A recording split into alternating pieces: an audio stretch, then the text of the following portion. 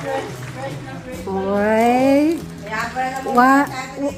2, 3. O, tingnan nyo naman, o.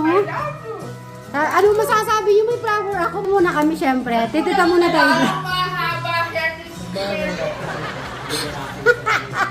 Bray, wag ka na naman. Nagbibideo. Dito mo.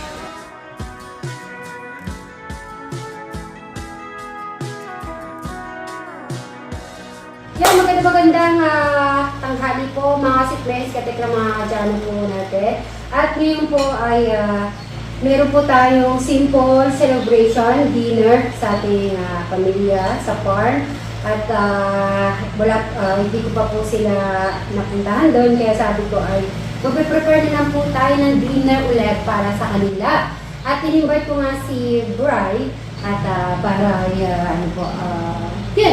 kasama po. At last time po kasi inanap po siya.